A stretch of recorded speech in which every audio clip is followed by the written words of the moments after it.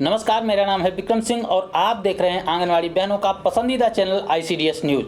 बहनों, आपकी स्क्रीन पर एक खबर दिख रही होगी। उत्तर प्रदेश के कुशीनगर में छपी है कि 3 दिन के अंदर आंगनवाड़ी कार्यकर्ती पोषण ट्रैकर ऐप पर पंजीकृत जो लाभार्थी हैं उनका पंजीयन प्रविष्ट फीड करें, यानी कि उनकी फीडिंग कर दे। ये आदेश दिए गए हैं जिला कार्यक्रम अधिकारी के द्वारा। लेकिन आपको बता दें कि इसके साथ साथ देश के विभिन्न राज्यों में भी उत्तर प्रदेश के हर एक जिलों में आंगनवाड़ी कार्यकर्ताओं के ऊपर दबाव बनाया जा रहा है। बताया जा रहा है कि उनको 2-3 दिन के अंदर, 1 सप्ताह के अंदर पोषण ट्रैकर एप्लीकेशन जो है उसके अंदर फीडिंग वगैरह करना है। लेकिन आपको बता दें कि उत्तर प्रदेश के साथ साथ अन्य राज्यों में भी जो पोषण ट्रैकर एप्लीकेशन है उसमें तमाम प्रकार की समस्याएं आंगनवाड़ी बहनों को झेलनी पड़ रही है। तो आज की इस वीडियो में आपके जो तमाम सवाल होंगे, जो आपकी तमाम दिक्कतें आ रही हैं, इन सभी को हम दूर करने का प्रयास करेंगे। आपके पोषण ट्रैकर एप्लीकेशन से जुड़ी जितनी भी समस्याएं हैं हम उनको दूर करने का प्रयास करेंगे।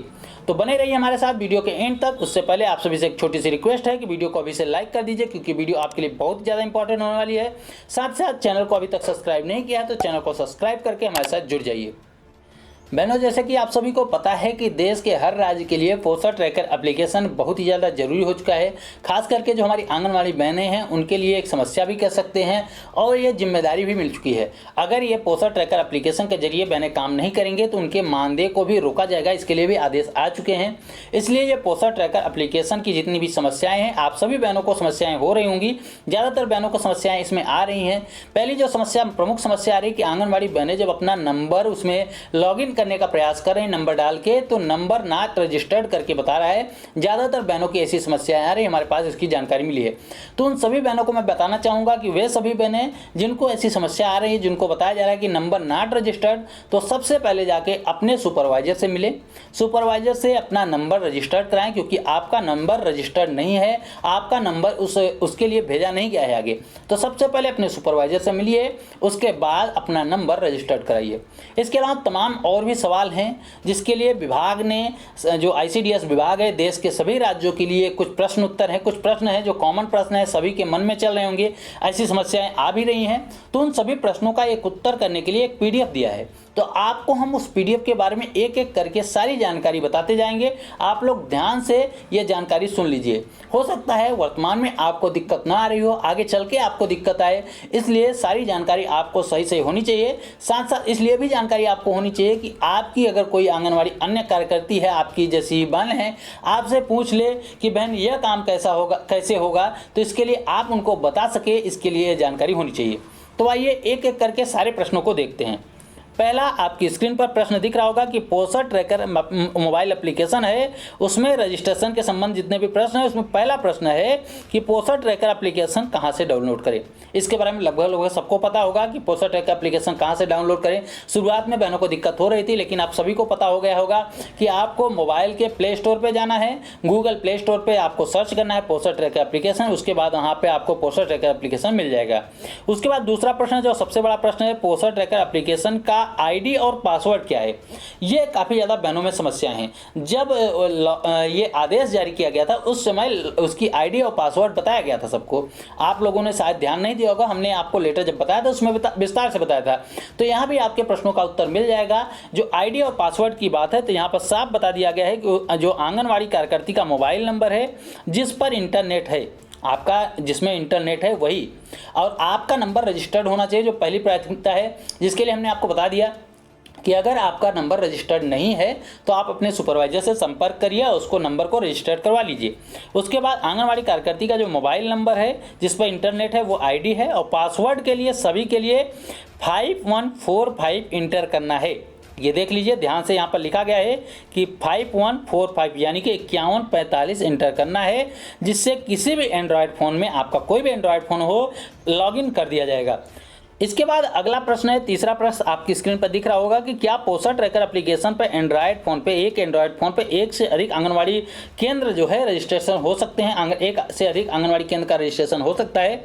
इसके लिए उत्तर है हाँ। एक एंड्रॉयड फ़ोन पर यदि मोबाइल नंबर अलग अलग है तब रजिस्ट्रेशन किया जा सकता है। याद रहे कि एक मोबाइल नंबर से 2 केंद्र का रजिस्ट्रेशन और डाटा एंट्री नहीं किया जा सकता। 2 केंद्र का रजिस्ट्रेशन हो सकता है, लेकिन उसके लिए एक फ़ोन से 2 केंद्र का रजिस्ट्रेशन हो सकता है, लेकिन उसके लिए 2 अलग अलग मोबाइल नंबर होने चाहिए। उसके बाद डाटा एंट्री के संबंध में महत्वपूर्ण जो प्रश्न है उसके बारे में जानना जरूरी है। जब आपका लॉगिन वगैरह हो जाता है उसके बाद आपको डाटा एंट्री करने में क्या दिक्कतें आ रही हैं, कौन से प्रश्न उठ रहे हैं आपके मन में, कौन से सवाल उठ रहे हैं, उनके जवाब आपकी स्क्रीन पर दिख रहे होंगे। आप देखिए कि चौथे नंबर के प्रश्न में लिखा गया है कि पोस्टर ट्रैकर एप्लीकेशन पर कितने लाभार्थी वर्ग की डाटा एंट्री करनी है, किस किस लाभार्थी का एंट्री करना है। उसका उत्तर है कि निम्न लाभार्थी वर्ग का डाटा एंट्री अंकित करना अनिवार्य है, जैसे कि गर्भवती महिला, धात्री महिला, 0 से 6 माह तक के शिशु, 6 माह से 3 वर्ष तक के बच्चे, 3 वर्ष से 6 वर्ष तक के बच्चे, उसके बाद 10 से 19 वर्ष के जो किशोर हैं, उसके बाद 10 से 19 वर्ष की किशोरियाँ, इन सभी का जो है डाटा एंट्री करना है अपने मोबाइल फ़ोन के जरिए। उसके बाद 5वां प्रश्न आपके स्क्रीन पर दिख रहा होगा। आप देखिए कि लिखा गया है कि 10 वर्ष से लेकर 19 वर्ष की किशोरी से जो किशोर और किशोरी हैं उनकी सभी की डाटा एंट्री करनी है, जितने सभी किशोर किशोरी हैं सबका डाटा एंट्री करना है। उसका उत्तर आप देखिए कि 10 से लेकर 19 वर्ष के किशोर किशोरी की डाटा एंट्री करने हेतु सबसे पहले स्कूल न जाने वाले किशोर और किशोरियों की डाटा एंट्री पूर्ण कर ली जाए। पहले करनी सबकी है, लेकिन सबसे पहले जो स्कूल नहीं जाते उनकी एंट्री कर ली जाए। उसके बाद 6ठा प्रश्न है कि गर्भवती महिला की डिलीवरी होने पर क्या एंट्री डिलीट करनी होगी या फिर धात्री महिला के वर्ग में परिवर्तित कर दी जाएगी। बड़ा प्रश्न है, प्रमुख प्रश्न है। जैसे कोई महिला है, अगर वो गर्भवती है, उसके बाद उसकी एंट्री गर्भवती महिला में की गई है, लेकिन अगर उसकी डिलीवरी हो जाती है तब वो धात्री महिला के उसमें आ जाती है, तो क्या उसका जो एंट्री है उसको डिलीट करना पड़ेगा या उसको परिवर्तित कर दिया जाएगा। तो यहाँ उसका उत्तर सुनिए कि गर्भवती महिला की डिलीवरी होने पर उसकी एंट्री डिलीट नहीं करनी, अपितु आंगनवाड़ी कार्यकर्ती को धात्री महिला के लाभार्थी के वर्ग में नई एंट्री कर देनी होगी। अगला प्रश्न है, अब आपके अगली स्क्रीन पर देखिए कि क्या पोस्टर ट्रैकर एप्लीकेशन पर कोई भी डाटा एंट्री डिलीट की जा सकती है। यहाँ पर प्रश्न है कि क्या जो आपने एंट्री कर दी उसको डिलीट किया जा सकता है। उसका जवाब सुनिए कि नहीं, पोस्टर ट्रैकर एप्लीकेशन पर किसी भी प्रकार की डाटा एंट्री को डिलीट नहीं किया जा सकता। 8वां प्रश्न है कि यदि एक आंगनवाड़ी कार्यकर्ती के पास एक से अधिक केंद्रों का चार्ज मिला है तब पोस्टर ट्रैकर एप्लीकेशन पर डाटा एंट्री कैसे होगी। ऐसी कई आंगनवाड़ी कार्यकर्तियां हैं क्योंकि आंगनवाड़ी कार्यकर्तियों की संख्या कम है, केंद्रों की संख्या ज़्यादा हो रही है, तो वहां पर एक आंगनवाड़ी कार्यकर्ती को एक से अधिक चार्ज दे दिए गए हैं केंद्रों के। तो अगर एक से अधिक आंगनवाड़ी केंद्र का चार्ज आंगनवाड़ी कार्यकर्तियों को मिल गई है तो उसकी डाटा एंट्री कैसे करें। तो पहले उसके लिए कई प्रश्न, उसका प्रश्न का जो उत्तर है लंबा है, आप लोग सुनिए, ध्यान से सुनिए। पहले अपने आंगनवाड़ी केंद्र का डाटा एंट्री मोबाइल पर जो है लॉगिन कर लें, उसके बाद उसकी डाटा एंट्री पूर्ण कर लें। इसके बाद पोस्टर ट्रैकर एप्लीकेशन के लॉग आउट करें। उसके बाद दाईं तरफ से नीचे की बिंदु पर आप जाएंगे, जब आप एप्लीकेशन खोलेंगे, अगर आपके पास एप्लीकेशन है, आप लॉगिन किए हैं, तो आप देखिएगा कि दाईं साइड से नीचे जाएंगे तो वहाँ पर लॉग आउट का ऑप्शन आएगा, आपको लॉग आउट कर देना है। उसके बाद चार्ज लिए हुए जहाँ पे आपने चार्ज लिया है उस आंगनवाड़ी केंद्र को फिर से लॉगिन करना है। उस दूसरा मोबाइल नंबर, हमने आपको बताया कि एक फ़ोन पे एक से अधिक लॉगिन किया जा सकता है, तो आपको वहाँ से जाकर लॉग आउट करना होगा। दूसरी वाली आईडी जो दूसरे केंद्र के लिए है उसको लॉगिन करना होगा, उसके बाद वहाँ की एंट्री करनी होगी। इस तरह से जब भी किसी भी आंगनवाड़ी केंद्र को डाटा एंट्री करनी हो तो एक मोबाइल फ़ोन से लॉग आउट करके दूसरे मोबाइल फ़ोन से लॉग इन करके डाटा एंट्री की जा सकती है। याद रहे कि इस प्रकार की डाटा एंट्री करने हेतु 2 अलग अलग मोबाइल नंबर होने चाहिए। अगला प्रश्न यह है, 9वां प्रश्न के रूप में आप देखिए कि क्या पोस्टर ट्रैकर एप्लीकेशन पर कोई डाटा एंट्री गलत हो गई हो, अगर क्योंकि आंगनवाड़ी कार्यकर्तियां भर्ती उसमें गलत हो सकती है, उसकी संभावना है, तो क्या गलत सूचना को ठीक या फिर अपडेट किया जा सकता है। इसके लिए जवाब है हाँ, किसी भी लाभार्थी की जो मूल सूचना है अगर गलती से भरी गई है तो उसको सही किया जा सकता है। उसके नाम के आगे 3 बिंदु होते हैं। आप जब डाटा एंट्री करेंगे, आपकी स्क्रीन पर भी नहीं दिख पा रहा होगा, आपकी स्क्रीन पर यहाँ पर दिया गया है लेकिन साफ नहीं दिख रहा होगा। तो जैसे यहाँ पर नाम है, नाम के सामने यहाँ पर 3 बिंदु यहाँ पर ऐसे ऐसे ऐसे होते हैं, तो आपको उस पर क्लिक करना है। 3 बिंदु पर जैसे ही आपको क्लिक करेंगे उसमें क्या अपडेट करने का ऑप्शन आएगा, अपडेट प्रोफाइल। उसके बाद जो सूचना गलत भरी गई है आप उसको सही कर सकती हैं। 10वां प्रश्न है कि ईंट भट्ठे अथवा ऐसी किसी भी प्रकार के क्षेत्र में काम करने वाली जो गर्भवती महिलाएं हैं या फिर धात्री महिलाएं हैं, बच्चों की data entry poster tracker application पर करनी है या नहीं करनी है। जैसे कि ईंट के भट्टे हैं, कई जगहों पे ईंट के भट्टे होते हैं जहाँ से दूर से महिलाएं आकर काम करती हैं, वहाँ पर गर्भवती महिलाएं भी होती हैं, धात्री महिलाएं भी होती हैं, बच्चे भी होते हैं, तो उनकी डाटा करनी है या नहीं करनी है, उसके लिए प्रश्न है। उसका उत्तर है यदि विभाग के द्वारा ऐसी क्षेत्र की जो गर्भवती महिलाएं हैं, धात्री महिलाएं हैं, बच्चों की पुष्टाहार अन्य चीज़ों की व्यवस्था की गई है तो उसकी डाटा एंट्री करनी है। सीधी सी बात है, अगर उन सभी के लिए पोषाहार वगैरह की व्यवस्था है तो आपको डाटा एंट्री करनी है। उसके बाद 11वां प्रश्न है कि यदि किसी गर्भवती या फिर 6 वर्ष तक के बच्चों की मृत्यु हो जाती है या फिर डाटा एंट्री किस प्रकार से डिलीट होगी। जैसे कोई लाभार्थी हैं, कोई भी लाभार्थी है, उसमें या गर्भवती महिला हैं, धात्री महिला हैं, चाहे जो हों, अगर उसकी किसी कारण की वजह से मृत्यु हो जाती है उसकी डाटा एंट्री कैसे डिलीट की जाएगी। तो यहाँ पर बताया गया कि यदि कोई भी ऐसे केस होता है तो डाटा एंट्री डिलीट नहीं की जा सकती, अपितु आगे की एंट्री न किया जाए। यानी कि इसका सीधा मतलब यह है कि उसकी बार बार एंट्री की जाती है। आप सभी को पता है हर लाभार्थियों की अपडेट करते रहना पड़ता है, तो आगे से उन सभी को अपडेट नहीं करना है, एंट्री डिलीट नहीं की जा सकती। आइए अगले प्रश्न की तरफ बढ़ते हैं। अगला प्रश्न देखते हैं, यहाँ पर आपकी स्क्रीन पर दिख रहा होगा। देखिए 12वें प्रश्न के रूप में लिखा गया है कि पोषण ट्रैकर एप्लीकेशन पर एक ही आधार कार्ड की एंट्री हो रही है तो जुड़वा बच्चों की डाटा एंट्री करने हेतु किसका आधार नंबर लिया जाएगा, अंकित किया जाएगा।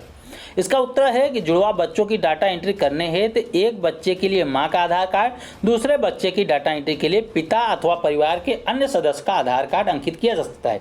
आपको इस बात का ध्यान देना है, अगर जुड़वा बच्चे हैं तो जुड़वा बच्चों में एक के डाटा एंट्री में मां का ले लीजिए, दूसरे के डाटा एंट्री में पिता का ले लीजिए। अगला प्रश्न है कि वृद्ध निगरानी और टीकाकरण फॉर्म की डाटा एंट्री हर माह भरी या फिर अंकित करनी है। इसके लिए प्रश्न है कि क्या जो वृद्ध की निगरानी है, टीकाकरण का फॉर्म वगैरह है, उसकी हर महीने एंट्री करनी है।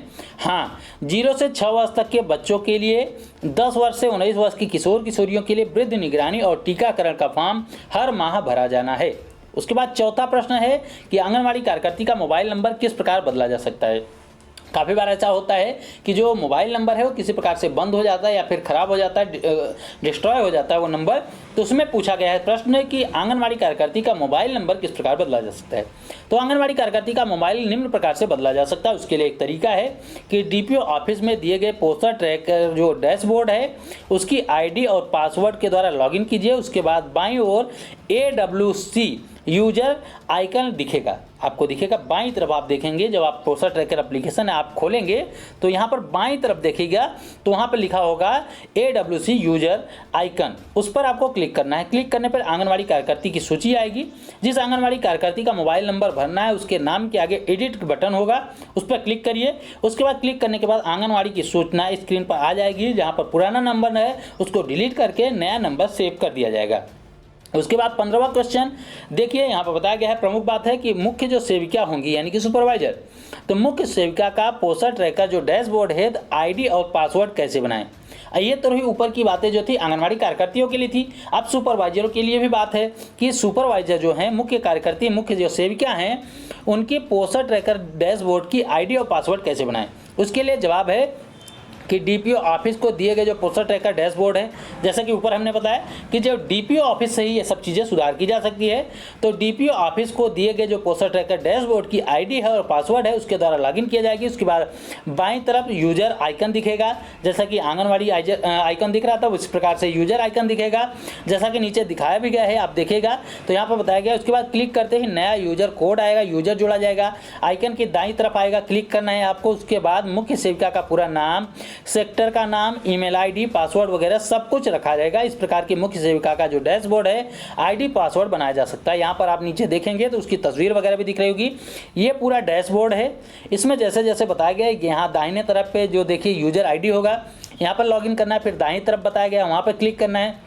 उसके बाद यहाँ पर चेंज करना है, फिर चेंज करने के बाद यहाँ पर सब कुछ हो जाएगा। जब चेंज हो जाएगा तो यहाँ पर सेव कर देना है, यहाँ पर पूरी सूचना वगैरह यहाँ पर भरनी है। उसके बाद यहाँ पर जाकर सेव कर देना है। उसके बाद लॉगिन आईडी पासवर्ड बन जाएगा। उसके बाद लास्ट प्रश्न ये भी देख लीजिए कि जन्म के समय शिशु की लंबाई का रिकॉर्ड मिल पाए न मिल पाए। अगर जन्म के समय शिशु की जो लंबाई थी उसका रिकॉर्ड ना मिल पाए तो डाटा एंट्री कैसे किया जाए, क्योंकि स्टार्टिंग से डाटा एंट्री करनी है तो शिशु का जो स्टार्टिंग में डाटा एंट्री कैसे किया जाए।